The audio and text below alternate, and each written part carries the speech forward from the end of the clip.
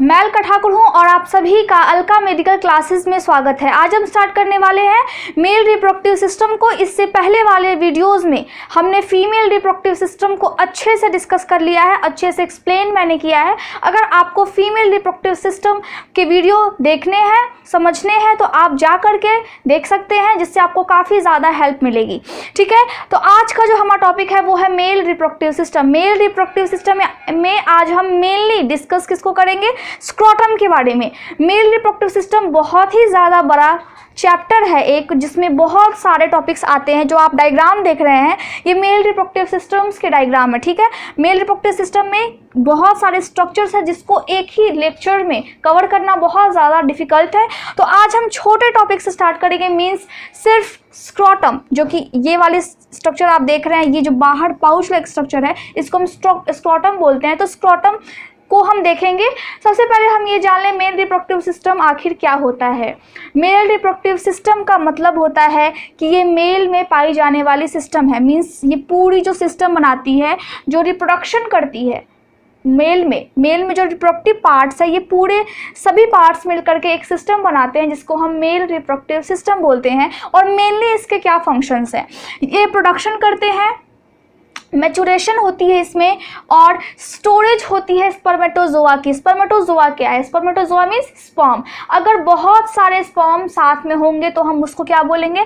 Spermatozoa. और अगर सिर्फ एक स्पर्म की बात करेंगे तब हम उसको क्या बोलेंगे? तब हम उसको स्पर्मेटोजोन बोलेंगे। मतलब जोआ ZOA है तो ZOON लास्ट में लग जाएगा, बाकी सारी स्पेलिंग सेम रहेगी। तो बहुत सारे स्पर्म की बात हो रही है, मीन्स इस स्क्रोटम में बहुत सारे स्पर्म बनते हैं, बहुत सारे स्पर्म मैच्योर होते हैं, और बहुत सारे स्पर्म को ये स्क्रोटम स्टोर करके रखती है। ठीक है, ये मेल रिप्रोडक्टिव सिस्टम क्या होती है? ये पूरी सिस्टम क्या होती है? एक तरह से मेनली तो स्क्रोटम के अंदर जो है उसमें स्टोर रहती है, लेकिन मेनली जो पूरी सिस्टम है इसका क्या फंक्शंस है कि स्पर्म इसमें पूरी सिस्टम के थ्रू स्पर्म इसमें प्रोडक्शन करती है, स्पर्म की पूरी सिस्टम मेल की मैच्योर करती है स्पर्म को, और स्पर्म्स को यानी बहुत सारे स्पर्म्स मीन्स स्पर्मेटोजोआ को स्टोर करके रखती है। और क्या करती है? डिलीवरी करती है स्पर्मेटोजोआ को। कहाँ पे? फीमेल रिप्रोडक्टिव सिस्टम में during sexual intercourse. Sexual intercourse को हम क्या बोलते हैं? मैंने बार बार आप लोगों को बताया है, सेक्सुअल इंटरकोर्स को हम कोइटस भी बोलते हैं। तो डिलीवरी करती है स्पर्मेटोजोआ को कहाँ पे? मतलब बहुत सारे स्पर्म को कहाँ पे ट्रांसफर करती है? फीमेल रिप्रोडक्टिव सिस्टम के पार्ट्स में। फॉर एग्जांपल्स, अगर सेक्सुअल इंटरकोर्स की अगर प्रोसेस हो रही है तो उस कंडीशन में कहाँ पे ट्रांसफर होगी? वेजाइना में, वेजाइना से फिर सर्विक्स, और फिर जाकर के वो ट्रांसफर हो जाएगी यूटेराइन ट्यूब में, वो स्पर्म जाएगी। उसके बाद अगर फर्टिलाइज्ड हो गई एग तो फिर जाकर के यूट्रस में इम्प्लांटेशन होगा। तो डिलीवरी करती है स्पर्म की। ठीक है, अब हम आज का जो हमारा टॉपिक है उसको अब हम देख लेते हैं। स्क्रोटम क्या है? स्क्रोटम जो आप ये बाहर पाउच लाइक जो स्ट्रक्चर देख रहे हैं, ठीक है, इसको हम स्क्रोटम बोलते हैं। ठीक, पाउच लाइक स्ट्रक्चर क्या करती है? ये पाउच लाइक स्ट्रक्चर कैसी होती है? पिगमेंटेड होती है। और ये पिगमेंटेड क्यों होती है? ये डार्क क्यों होती है? मेल में जो ये वाली जो स्ट्रक्चर है वो बहुत ही थिन होती है, बहुत ही स्मूथ होती है, क्योंकि ये स्मूथ मसल से बनी होती है, फाइब्रस और कनेक्टिव टिश्यू से बनी होती है, साथ ही स्मूथ मसल्स भी होती है। इसीलिए ये बहुत ही ज़्यादा बाहर से भी अगर आप इसको कोई मेल है तो अगर आप जैसे बच्चे होते हैं तो आप अक्सर देखते होंगे उनकी बॉडी में ये बहुत ही थिन मेम्ब्रेन होती है, और जो इसकी जो स्किन है वो बहुत ज़्यादा डार्क होती है। डार्क क्यों होती है? टेस्टोस्टेरोन हार्मोन के कारण। ठीक है, टेस्टोस्टेरोन हार्मोन के कारण इसका जो स्किन है वो डार्क होती है, और इस पे जो हेयर्स आते हैं जब प्यूबर्टी के टाइम में, जब एक मेल का डेवलपमेंट हो रहा होता है, एक जब बच्चा बड़ा हो रहा होता है, उस टाइम में क्या होती है? प्यूबिक हेयर जो होती है, प्यूबिक हेयर क्या होती है? प्यूबिक हेयर यहाँ के पार्ट्स में आती है। ठीक है, जैसे फीमेल रिप्रोडक्टिव सिस्टम में प्यूबिक हेयर मैंने आपको बताया था कहाँ पे होती है? मॉन्स प्यूबिस में।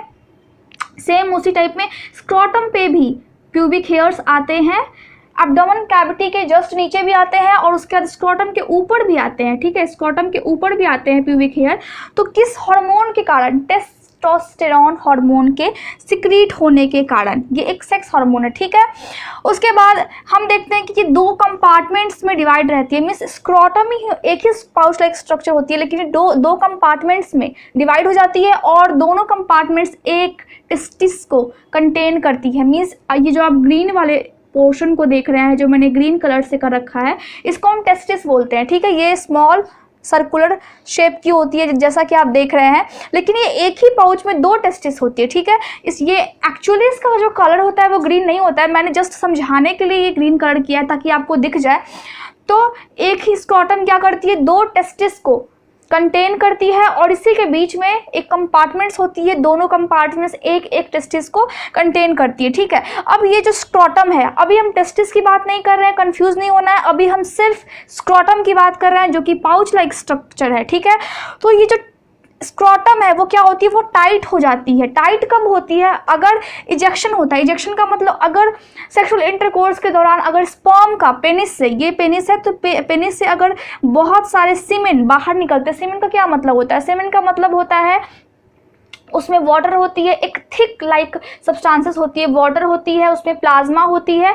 ठीक है, और उसमें म्यूकस होती है जो कि लुब्रिकेट करती है किसको, स्पर्मेटोजोआ को। अब उसी सीमेन में बहुत सारे स्पर्मेटोजोआ होते हैं। ठीक है, स्पर्मेटोजोआ सीमेन कंटेन करती है स्पर्मेटोजोआ को। ठीक, वो स्पर्म सीमेन के अंदर होती है, वो वाली स्पर्म। तो फिर उसके बाद जाकर के वो स्पर्म सिर्फ अकेले नहीं निकलती है, सीमेन के साथ वो निकलती है, सीमेन के साथ वो फीमेल रिप्रोडक्टिव सिस्टम में जाकर के फिर क्या बोलते हैं उसका इजेकुलेशन होता है। ठीक है, तो जब इजेक्शन होती है मींस सीमेन का अगर इजेक्शन होगा, सीमेन मतलब स्पर्मेटोजोआ भी साथ में होंगी।